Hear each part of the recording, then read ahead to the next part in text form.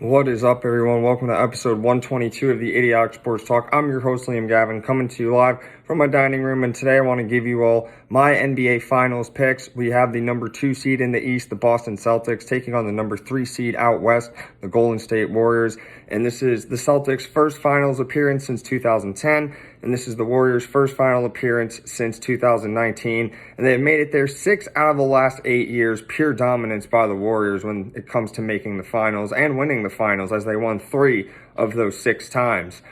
So the Celtics will only be playing on 4 days of rest, while Golden State is playing on 7 days of rest. But then again, rest always isn't the best thing. It always isn't your friend. Sure, it allows guys to get healthy, but that you kind of get relaxed and you're sort of out of rhythm. And let's take a look at the path that each team has had to go through in order to reach the finals. We have the Warriors beating the MVP Jokic and the Nuggets without Michael Porter Jr. and Jamal Murray in 5 games.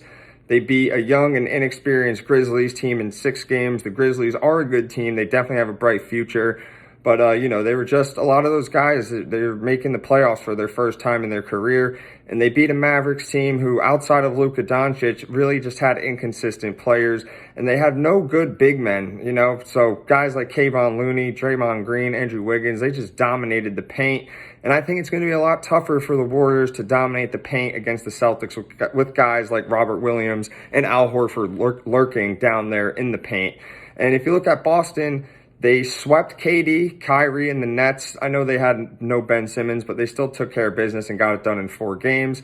They beat Giannis and the defending champ Milwaukee Bucks. I know they didn't have Chris Middleton, but they got that done in 7 games as well. And then they beat the number 1 seed Heat. And they went 3-1 in Miami, which is really tough to do. Definitely did not expect them winning 3 games inside of Miami. It's a tough place to win. But they showed their resilience and got it done. So I would say that the Celtics definitely had the tougher road to the finals.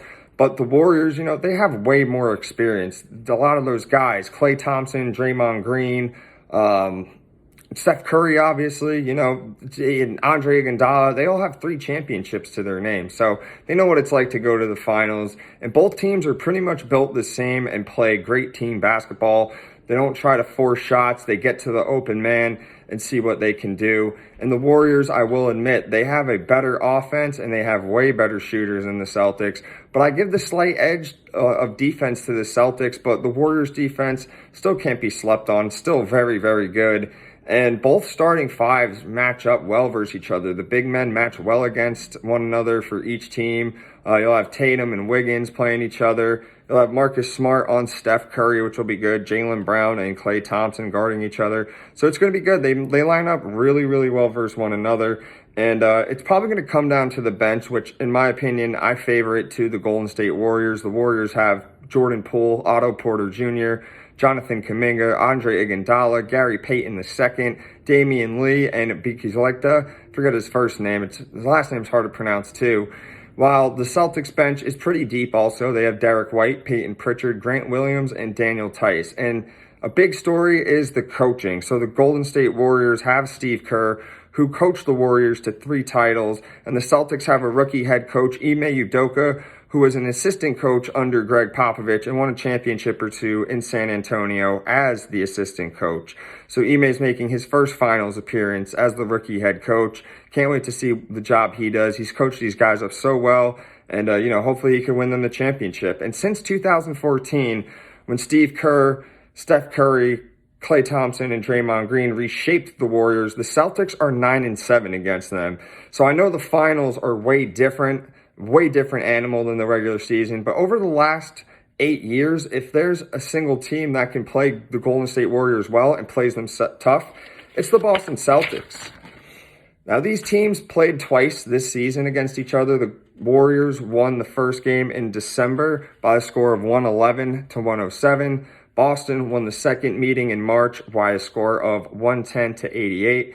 And in my opinion, when I thought the Celtics lost Game 6 at home, against Miami, I thought that, they weren't ready for Golden State because a championship caliber team is able to close the series at home. But the Celtics were able to overcome adversity, and they won Game 7 in Miami on the road, which is not easy at all to do.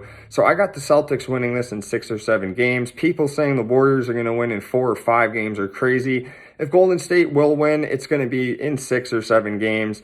Boston's just not going to go out in 4 or 5 games. They're way too tough. They've been on way too much of a roll. They're definitely not just going to lay down and die like that. So my finals pick is the Boston Celtics in 6 or 7 games.